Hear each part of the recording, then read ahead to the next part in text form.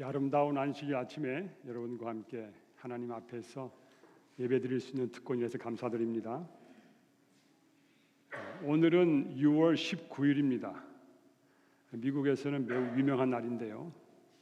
1865년 6월 19일 미국의 노예들이 해방된 지 굉장히 많은 시간이 흘러서 드디어 그 당시 가장 마지막 남부군의 보루였던 텍사스주 갈베스톤에 노예들에게 노예가 해방됐다는 하는 것을 선포했던 그러한 놀라운 역사가 있습니다. 그것을 기념하기 위해서 해마다 6월 19일에 준틴스라고 하는 기념일을 정해서 그동안에 경축했는데 드디어 바이든 대통령이 이것을 연방 공휴일로 제정했습니다. 그래서 아마 어저께 혹시 연방과 관련된 사무실에 가셨던 분들은 아마 다시 집으로 돌아오셨을 것입니다. 오늘인데 어제 하루 당겨서 어제와 오늘 이틀 동안 그렇게 지금 기념하고 있습니다. 그렇지만은 법적으로 노예 해방은 이루어졌지만은 그러나 완전한 노예 해방은 이루어지지 않은 것 같습니다. 매우 슬픕니다. 아직도 흑백 갈등은 심합니다. 인종차별은 끊임없는 악으로 마음속에 남아 있습니다. 때로는 거침없는 행동으로 나타나기도 합니다. 요즘에는 아시아인 혐오 공격이 자행되고 있죠. 우리가 시골에 사는 게 좀 다행스러운 일이기도 합니다. 저는 미국이 인종차별을 극복하는 승리자가 되기를 기도하고 싶습니다. 백인이 흑인을 눌러서 승리자가 되는 것이 아니고 흑인이 백인을 누르고 승리자가 되는 것이 아니라 인간 마음속 깊이에 흐르고 있는 그 악을 누르고 모두가 다 승리하는 그런 나라가 되기를 원합니다. 이 나라가 국가적으로 회개하고 개인적으로 회개하면 그런 승리가 올 것입니다. 저는 잠을 잘 자지 못하는 사람입니다. 잠이 깊지 못하기 때문에 잠이 많습니다. 그냥 오래 누워 있어야 됩니다. 어제 제가 4시에 일어났습니다. 그래서 이튿날 오늘 회개에 대해 설교를 하기로 마음을 먹고 준비했는데 회개 안 해가지고 가면 안 되겠다 싶어서 어제 아침에 제가 작심을 하고 회개 기도를 하기 위해서 4시에 일어났습니다. 지금까지 보니까 앞만 바라보고 기도했어요. 회개는 뒤를 돌아보고 기도하는 것인데 그래서 일어나서 기도를 하다 보니까 맨 처음에는 회개의 기도가 잘 안 나오더라고요. 계속 기도하다 보니까 그동안 잘못한 것, 반드시 해야 되는 것인데 빼먹은 것, 이런 것들이 줄줄이 생각이 났습니다. 갈수록 앞이 캄캄해졌습니다. 도무지 더 이상 앞으로 나갈 길이 없었습니다. 제 자신이 하나님 앞에 너무나 큰 죄인임을 절감하게 됐습니다. 그리고 그리스도의 의가 얼마나 나에게 필요한지를 깨닫게 되는 그러한 시간이었습니다. 오늘 본문의 말씀은 누가복음 15장 7절에서 찾을 수 있는데요. 이렇게 예수님께서 말씀하셨습니다. 죄인 하나가 회개하면 하늘에서는 회개할 것 없는 의인 99을 위하여 기뻐하는 것보다 더하리라. 죄인 하나가 회개하면 하나님은 회개를 기뻐하십니다. 여러분, 많은 세월을 살아오시면서 회개한 기억이 나시죠? 한번 여러분 마음속으로 회개한 때를 한번 기억해 보시기 바랍니다. 여러분의 회개의 경험을 한번 떠올려 보시기 바랍니다. 언제 한 회개가 특별히 기억에 남습니까? 혹은 무슨 일로 회개하였습니까? 회개라고 하는 말은 생각을 바꾸다, 돌이키다 이런 뜻이 있습니다. 하나님께로 돌아가는 것입니다. 내가 옳다고 생각했는데 내가 옳은 것이 아니라 하나님이 옳다고 인정하는 것입니다. 내가 잘했다고 생각했는데 내가 잘 못했다고 인정하는 것입니다. 때때로 우리는 회개 아닌 것을 회개인 것으로 착각할 때가 있습니다.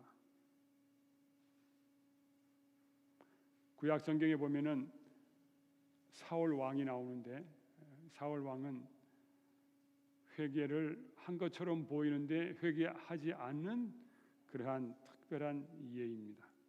또 에서는 후회는 했지만은 하나님께로 돌아가지 못한 예로 남아 있습니다. 신약 성경에서 가장 유명한 예는 가롯 유다입니다. 예수님을 팔고 후회한 것처럼 보이는데 회개는 하지 아니했습니다. 우리 성경에 보면 믿음의 위인들 회개한 사람들입니다. 야곱 야복 강강에서 회개하며 하나님과 씨름했던 야곱입니다. 다윗 그의 큰 범죄로 인하여 하나님 앞에 울면서 기도했던 사람입니다.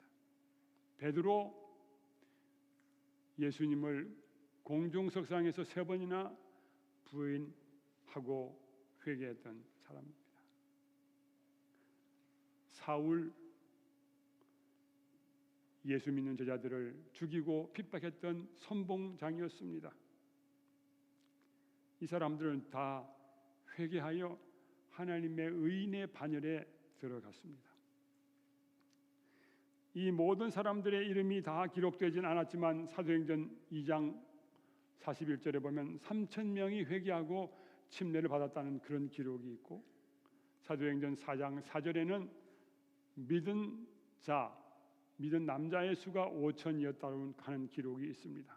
그래서 성경은 회개한 사람들의 이름과 그들의 삶의 기록으로 많이 가득 차 있다고 생각할 수 있습니다. 그런데 또한 성경에는 회개하지 않은 사람들에 대한 이야기가 나오는데 요한계시록 9장 20절과 21절에 있는 말씀입니다. 이 재앙에 죽지 않고 남은 사람들은 그 손으로 행하는 일을 회개치 아니하고 오히려 여러 귀신과 또는 보거나 듣거나 다니거나 하지 못하는 금, 은, 동과 목석의 우상에게 절하고 또 그 살인과 복술과 음행과 도적질을 회개치 아니하더라. 하나님께 회개하지 않은 사람들의 이야기가 여기 나옵니다. 요한계시록 16장 9절에 7 재앙에 관한 이야기가 나오는데 거기에 이런 말씀이 기록되어 있습니다. 이 재앙들을 행하는 권세를 가지신 하나님의 이름을 회방하며 또 회개하여 영광을 주께 돌리지 아니하더라. 끝까지 회개하지 않는 무리가 여기에 기록되어 있습니다. 계시록 16장 21절에 회개라는 말이 나오지 않지만은 이렇게 나와 있습니다. 큰 우박이 하늘로부터 사람들에게 내림에 사람들이 그 박죄로 인하여 제가 괄호에다가 회개하지 아니하고 하나님을 회방하니 그 재앙이 심히 큼이라. 회개한 사람들의 이야기와 회개하지 않은 사람들의 이야기가 성경을 두 편으로 나누어 놨습니다. 그런데 회개는 어디서 오는 것입니까? 회개는 어디서 옵니까? 저는 사도행전 11장 18절을 읽으면서 회개는 내 속에서 나오는 게 아니구나 하는 걸 깨달았습니다. 사도행전 11장 18절에 보면 이렇게 말씀했습니다. 저희가 이 말을 듣고 잠잠하여 하나님께 영광을 돌려가로되 그러면 하나님께서 이방인에게도 생명을 얻는 회개를 주셨도다. 회개가 어디서 오는 거라고요? 하나님께로부터 오는 거예요. 여러분, 믿음은 어디서 오는 것입니까? 믿음은 내 속에서 나옵니까? 믿음도 뭐예요? 하나님이 주시는 거예요. 사랑은 어디서 나옵니까? 내 마음속에서 부글부글 끓어오릅니까? 아닙니다. 하나님께서 우리에게 주십니다. 하나님이 우리에게 주시기 때문에 우리가 사랑을 하는 것입니다. 하나님이 우리에게 회개를 주시기 때문에 회개하는 것입니다. 로마서 2장 4절에 이렇게 말씀했어요. 혹 내가 하나님의 인자하심이 너를 인도하여 회개케 하심을 알지 못하여. 누가 회개케 하신다고요? 하나님이 회개케 하신다고 했어요.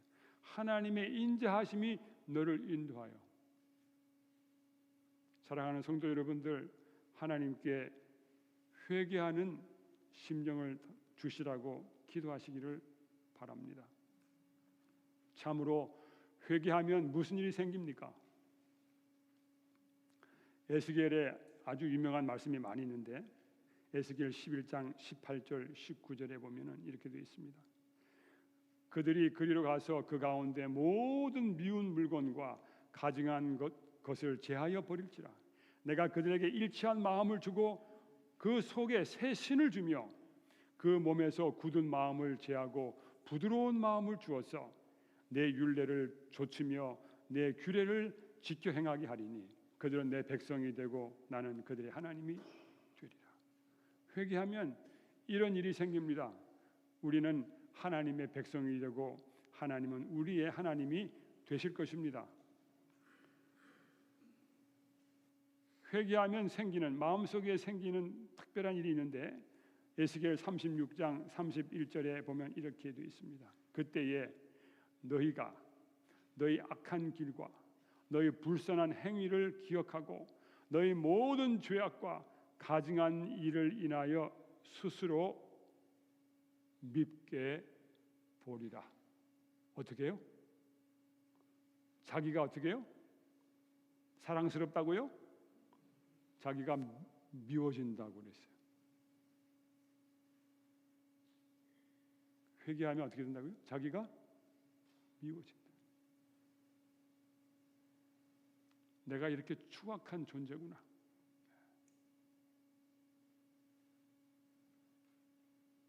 에스겔 36장 25절과 25절부터 28절에 보면은 회개하면 생긴 일이 나옵니다. 맑은 물로 너희에게 뿌려서 너희로 정결케 하되 곧 너희 모든 더러운 것에서와 모든 우상을 섬김에서 너희를 정결케 할 것이며 또 새 영을 너희 속에 두고 새 마음을 너희에게 주며 너희 육신에서 굳은 마음을 제하고 부드러운 마음을 줄 것이며 또 내 신을 너희 속에 두고 너희로 내 율례를 행하게 하리니. 우리 속에 회개가 이루어지면 이러한 놀라운 일이 생기게 될 것입니다. 사랑하는 성도 여러분들, 이러한 아름다운 경험이 여러분들의 경험이 되시기를 간절히 바랍니다.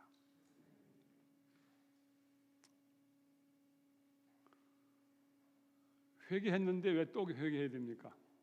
오늘 제목이 왜 또 회개해야 됩니까? 하는 제목이. 회개 한 번만 하면 되는 거 아닙니까? 회개가 세 개로 나누어져 있습니다. 첫째는 일생의 회개예요. 두 번째는 매일의 회개예요. 그다음에 세 번째는 종말의 회개. 회개, 시간적으로 우리 인생에 경험적으로 세 개의 회개가 있다고 생각합니다. 물론 매일의 회개는 상당히 많이 반복되는 경향이 있습니다. 일생의 회개는 하나님을 알지 못함에서부터 회개하는 것입니다. 우상 숭배에서부터 회개하는 것이고 어떤 사람은 무신론에서부터 회개하는 것입니다. 자기 중심에서부터 하나님 중심으로 회개하는 것이고 예수를 배척한 것에서부터 회개하는 것입니다. 특별히 이스라엘 백성들이 예수님을 십자가에 못 박아 죽인 다음에 사도행전에 나오는 그 이야기는 예수님을 배척한 것을 회개하는 것입니다. 우리 교회에서 침례식이 가끔 있는데 그 침례식을 위해 뭘 준비합니까? 뭐 합니까? 뭐 하면은 그다음에 침례를 받습니까? 상당히 오랜 기간 동안에 목사님하고 성경 공부를 한 다음에 침례 받습니다. 그렇죠? 근데 성경에는 뭐라고 되어 있어요? 뭐 하고 침례 받으라고 했어요? 회개하고 침례 받으라고 했어요. 회개하고 침례를 받으라고 했어요. 그런데 성경 공부는 했는데 뭔 안 해? 회개는 안 하고 침례 받을 수 있어요? 있어요. 그런 일이 있어요. 예. 그러면 안 되죠. 성경 공부는 왜 하냐면은 회개하려고 하는 거예요. 회개할. 예. 성경 공부, 침례 받기 전에 성경 공부하는 것은 참된 회개를 경험하게 하기 위해서 하는 것이에요.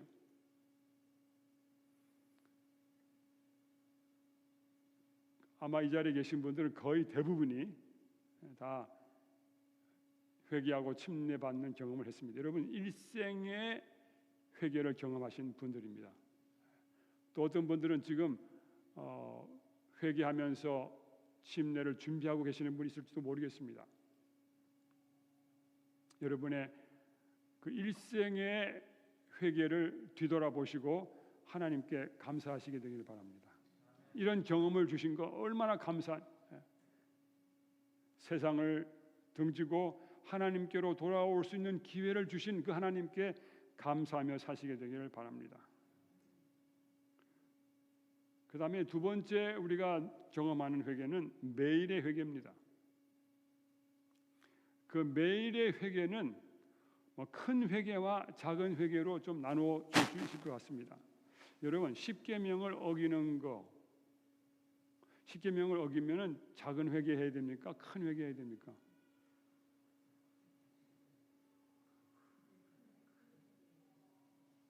십계명 어기면 보통 문제가 아니에요.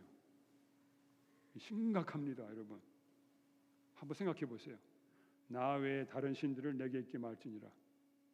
아니 그거 어겼으면 어떻게 되죠? 보통 심각한 문제가 아니죠, 그죠? 큰 회개가 필요하겠죠. 우상을 만들거나 십계명을 보면요, 십계명을 어기면은 보통 심각한 문제가 아니에요. 거기는 아예 가진 말아야 돼. 아주 심각합니다.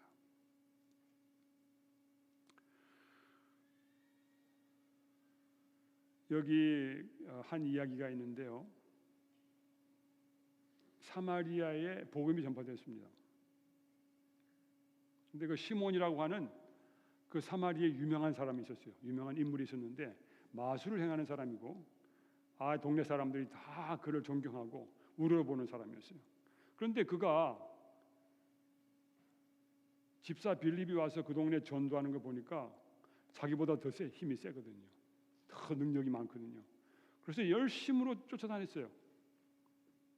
그리고 그가 침례를 받았어요. 그런데 베드로가 왔어요. 베드로가 와가지고 안수하니까 사람들이 성령을 받는 것이에요. 그런데 제가 이유는 모르겠어요. 왜 베드로가 시몬한테는 안수 안 했는지 모르겠어요. 자기도 좀 안수받고 능력을 향하고 싶은데, 그래서 자기가 그거 하고 싶으니까 베드로에게 돈다발을 가지고 왔어요. 이 사람은 부자잖아요. 돈을 주면서 나에게도 안수해서 내가 성령 받게, 내가 능력 좀 받게 해달라고 그렇게 했어요. 아주 심각한 문제가 생겼어요. 저는 그걸 읽으면서 베드로가 이 시몬에게 좀 너무하지 않았나 이런 걱정이 되면서 그 이야기를 읽었어요. 요즘에 우리 교회 같으면 어떻게 하겠어요? 이야기를 그렇게 하겠어요? 아주 조심스럽게 이야기할 텐데 베드로가 얼마나 무섭게 이야기했는지 모르겠어요. 그러므로 너의 이 악함을 회개하고 주께 기도하라. 혹 마음에 품은 것을 사하여 주시리라. 내가 보니 너는 악독이 가득하며 불의에 매인 바가 되었도다. 그 사도 베드로가 시몬을 보고 거기 따라다니긴 하지만은 그 사람을 알아본 거예요. 그래서 안수를 안 준 거예요. 이 시몬은 정말 하나님 앞에서 큰 회개를 해야 될 그러한 입장이 있었습니다. 그러나 그 사람은 회개하지 아니하고 그 말을 듣고 마음이 상해가지고 교회를 떠나서 계속해서 교회를 괴롭히는 사람으로 남아 있었다고 하는 그런 이야기가 전해지고 있습니다. 신약 성경에 회개에 대한 이야기가 아주 명확하게 나오는 것이 요한계시록입니다. 특별히 요한계시록의 7 교회의 사자에게 편지하는 대목 가운데 회개하라고 하는 이야기가 여러 번 나옵니다. 그런데 그 편지는 7 교회의 사자에게 보낸 편지입니다. 그래서 에베소 교회의 사자에게 보낸 예수님의 책망 가운데 너의 처음 사랑을 버렸다 그랬어요. 이 교회의 중요한 지도자가 어떻게 했다고요? 첫사랑을 버렸다. 그래서 예수님께서 하시는 말씀이 회개하여 처음 사랑을 가지라. 그 교회 지도자가 예수님에 대한 첫사랑을 버리면 매우 심각한 문제죠. 보통 심각한 문제예요. 그냥 어떤 한 교인이 그렇게 한 거하고 교회 지도자가 그렇게 한 거하고 굉장히 큰 차이가 납니다.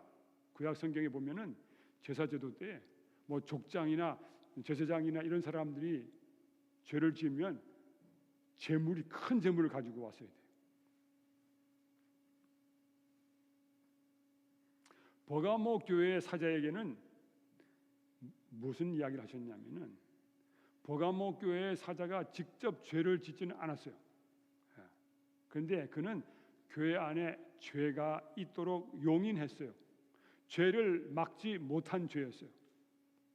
발람의 교훈을 가르친 사람들을 용인하였고 니골라당의 교훈을 지키는 사람들을 용인한 죄로 예수님께서 회개하라고 촉구하셨습니다. 두아디라 교회 편지에 보면은 두아디라 교회 사자에게 회개하라는 이야기는 없는데 거기에 무슨 이야기가 나오냐면 자칭 선지자 이세벨에게 회개할 기회를 주었지만 회개하지 않았다는 이야기가 나오고 또 이세벨과 가늠한 이세벨의 가르침을 따라간 교인들에게 회개하라고 하는 촉구가 따라가고 있습니다. 이 사람들은 다 이미 예수 믿은 사람들이고 교회 신자들이었습니다. 다시 말해서 큰 회개를 경험한 사람들이었어요. 그 사람들은 일생의 회개를 경험하고 교회에 들어온 사람이었습니다. 그러나 신앙생활하는 가운데 잘못을 행하였습니다. 하나님의 바른 가르침에서 떠나게 되었습니다. 그러므로 예수님께서 그들에게 회개하라고 촉구하셨습니다. 사대 교회의 사자에게도 예수님께서 이렇게 말씀했습니다. 너는 네 신앙이 죽었다. 그런데 다행스럽게도 조금 덜 죽은 것이 있다. 그래서 뭐라고 하냐면 남은 것을 더 굳게 하라. 내 행위가 옳지 온전치 못하다. 그러면서 예수님께서 말씀하시기를 내가 어떻게 받았으며 어떻게 들었는지 생각하고 지키어 회개하라고 촉구하셨습니다. 우리 신앙생활 하는 가운데 교회 생활하는 가운데 우리가 회개할 일들이 많이 있다고 하는 것을 우리에게 알려주고 있습니다. 라오디게아 교회의 사자에게 이렇게 말씀했습니다. 무릇 내가 사랑하는 자를 책망하여 징계하노니 그러므로 내가 열심을 내라 회개하라. 라오디게아 교회 사자의 문제가 무엇입니까? 미지근한 것이 죄입니다. 그 미지근한 것 때문에 그의 신앙 상태는 곤고하고 가련하고 가난하고 눈멀고 벌거벗은 것이 되었습니다. 믿음이 없고 의가 없고 성령이 없는, 지혜가 없는 그런 삶이 되었습니다. 라오디게 교회 사자가 그렇기 때문에 당연히 그 교회 교인들도 지대한 영향을 받았을 것입니다. 사랑하는 여러분들, 우리가 일생의 회개를 통해서 하나님의 백성이 됐지만은 살아가면서 우리 삶 속에서 뭐가 필요하다고요? 회개가 필요한 것입니다. 앞만 보고 가지 마시고 어떻게 해요? 뒤도 돌아보고 내 잘못을 생각하고 회개해야 합니다. 시간이 없기 때문에 제가 다윗의 회개에 대해서 깊이 말씀을 드리지 않겠습니다. 또 사도 바울의 회개에 대해서도 깊이 말씀드리지 않겠습니다. 또 베드로의 회개에 대해서도 깊이 말씀드리지 않겠습니다. 이 분들은 다 큰 회개를 경험했습니다. 하나님의 백성이면서도 잘못했기 때문에 큰 회개를 경험했습니다. 성경에는 작은 회개가 나옵니다. 이 작은 회개에 누가복음 17장 4절에 보면은 내 형제가 하루 7번이라도 돌이켜서 내가 회개하노라, 내가 잘못했노라 하면 어떻게 하라고요? 용서하라 그랬어요. 이거는 뭐에 관련된 거예요? 작은 회개에 관련. 우리 사이에 큰 회개는 뭐예요? 하나님과 나 사이에 이 작은 회개. 하루 7번이라도 돌이켜 내가 회개하노라. 참 재밌는 게요. 거기에 그렇게 썼어요. 내가 회개하노라. 너 형제가 와서 내가 회개하노라 이렇게 말한다 그랬어요. 그러니까 내가 하나님께 돌아갈 때도 뭐예요? 제가 회개합니다 하고 돌아가고, 내 형제에게 돌아갈 때도 어떻게 해요? 내가 회개하노라고 그렇게 이야기합니다. 사람 사이의 회개입니다. 내가 잘못했다, 내가 불찰이다, 내 탓이다. 한국에서는 여러 해 전에 내 탓이요라고 하는 운동이 전개됐습니다. 종교계에서 여러 사람들이 그것을 이야기해서 내 탓이요. 그래서 상당히 오랫동안 한국 사람들이 내 탓이요라고 하는 이야기를 많이 했습니다. 뭐 그걸 진심으로 했는지는 모르겠지만은 내 탓이요. 일단 내 탓이요 하면 어떻게 됩니까? 이야기가 달라지죠. 분위기가 어떻게 됩니까? 네 탓이요 하면 어떻게 됩니까? 분위기가 격앙됩니다. 그렇죠? 내 탓이요 하면 어떻게 되죠? 분위기가 수그러듭니다. 내 탓이요, 내 불찰이요. 이거는 회개의 태도인 것입니다. 내 말이 잘못되었다, 내 생각이 잘못되었다, 내 행동이 잘못되었다, 내가 잘못했다, 내가 해야 될 것을 하지 않았다.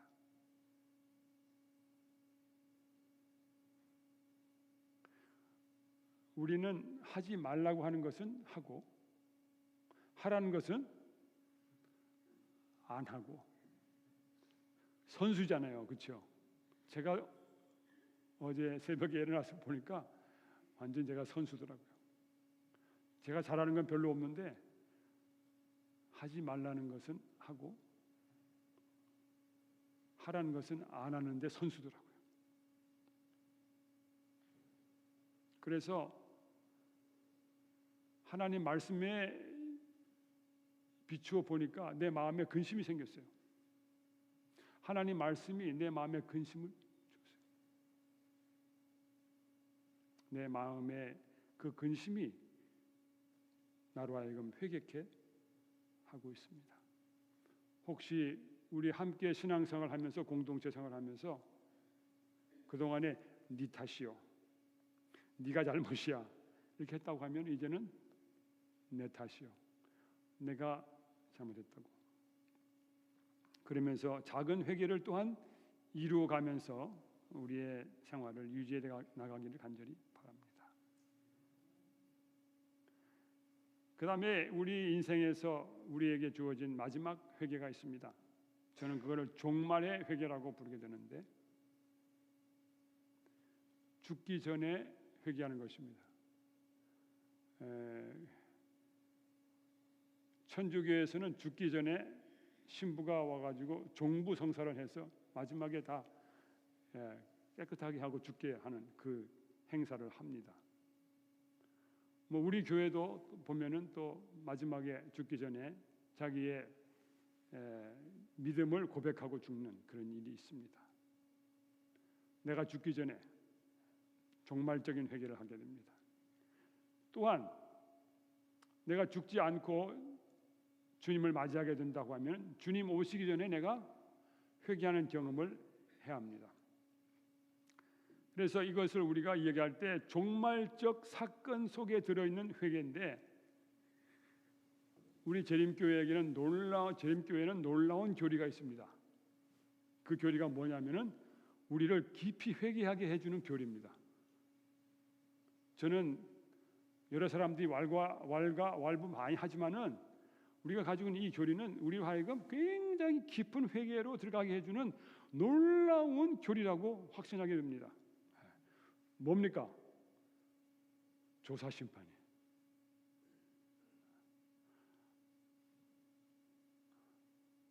정말 우리를 진짜 회개하게 해주는 교리입니다.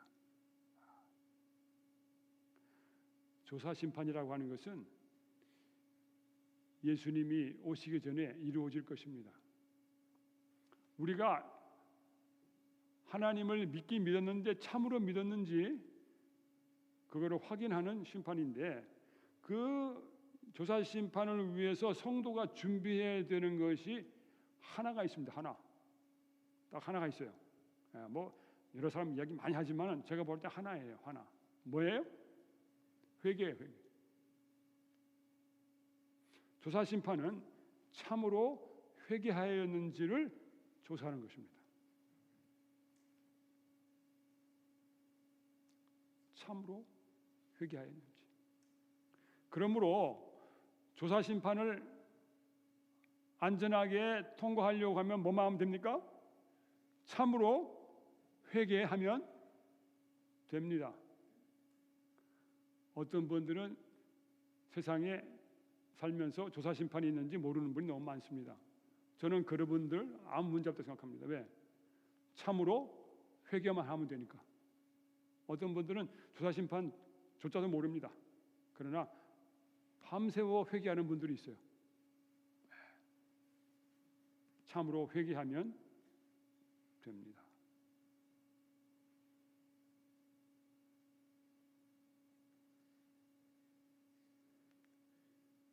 각 사람의 행위는 하나님 앞에 심사되어 성실한 것과 불성실한 것들이 기록된다. 하늘의 책에는 각 사람의 이름 아래 온갖 악한 말, 온갖 이기적 행위, 온갖 의무, 태만, 모든 은밀한 죄, 모든 기만 등이 무섭게도 정확히 기록되어 있다.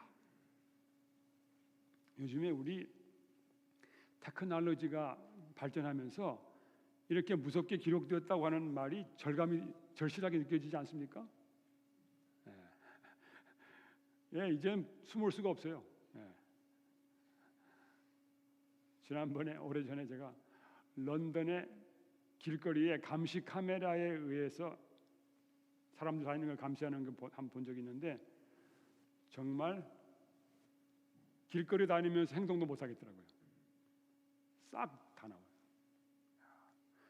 사람들이 그렇게 사람들을 감시하고 있는데 하나님의 눈에는 우리가 어떻게 보이겠습니까? 제가 요새 보니까 이런 테크놀로지를 보면서 이게 무슨 말인지 실감이 가요. 하나님은 뭐까지 보세요? 우리 속에까지 보세요. 그 감시 카메라는 뭐만 봅니까? 우리의 말과 행동과 우리의 표정만 보지만은 하나님은 우리 속까지 다 보세요. 하나님의 경고와 견책을 등한히 한 것, 시간을 낭비한 것, 기회를 놓친 것, 선악간의 감화와 그 결과가 멀리까지 미친 것, 이 모든 것이 기록하는 천사에 의해서 기록된다.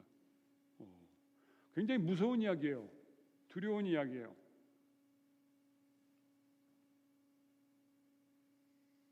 그런데 복음을 아는 사람들은 두려워할 필요가 없어요. 이건 사실이에요. 그렇죠? 네. 이건 사실이에요.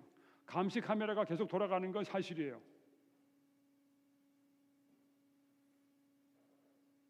두려운 일이에요. 요즘에 제가 옆집에 가서 띵동도 잘 못하겠어요. 하면 띵동하면 그 앞에 카메라가 착 켜지면서 저 감시해요. 네. 우리 이웃집에 요새 사람이 안 나타나는 데가 있어가지고 제가 도대체 좀 도와주려고 가봤어요. 어저께 가서 천정을 3번 눌렀는데 아무도 안 나타나요. 근데 카메라가 돌아가고 있어요. 제가 그 집에 갔다는 걸 그 집 사람이 알 거예요. 지금 몇 주 동안 사람이 안 보여요. 무슨 일이 생겼어요 그 집에. 제가 도와주려고 가봤는데 갔더니 새가 비둘기가 처마 밑에 둥지를 틀었고 또 이 거터가 문이 열려가지고 지붕 안으로 새가 들어가서 막 그 안에서 난리를 치고 있어요. 가서 좀 그거라도 못이라도 박아주고 싶은데 남의 집에도 가요. 감시받고 있어요. 그건 사실이에요. 네, 우리가 한 모든 말과 생각과 모든 것이 다 하늘에 기록된 건 사실이에요. 그런데 복음이세요, 복음. 그러나 진심으로 죄를 회개하고 믿음으로 그리스도의 피를 그들의 속죄의 제물로 주장한 사람들에게는, 진심으로 죄를 회개하고 믿음으로 그리스도의 피를 그들의 속죄의 제물로 주장한 사람들에게는 하늘의 책에 기록된 그들의 이름 아래 용서받았다는 말이 기록된다. 이것이 복음이에요. 우리의 모든 죄상이 낱낱이 기록되는 건 그건 사실이에요. 그런데 우리가 진심으로 회개하면 문제가 깔끔하게 해결될 수 있습니다. 그래서 우리의 모든 죄상이 낱낱이 기록된 것에 대하여 절대로 두려워할 필요는 없습니다. 우리에게 회개의 기회가 주어졌는데 그 기회를 활용하지 못하는 것을 두려워해야 할 것입니다. 마귀는 어떻게든지 우리가 하나님 나라에 들어가는 것을 막으려고 할 것입니다. 그러나 예수님께서는 우리의 회개와 믿음을 보여주시고 우리가 용서받은 것을 하나님 앞에서 주장하실 것입니다.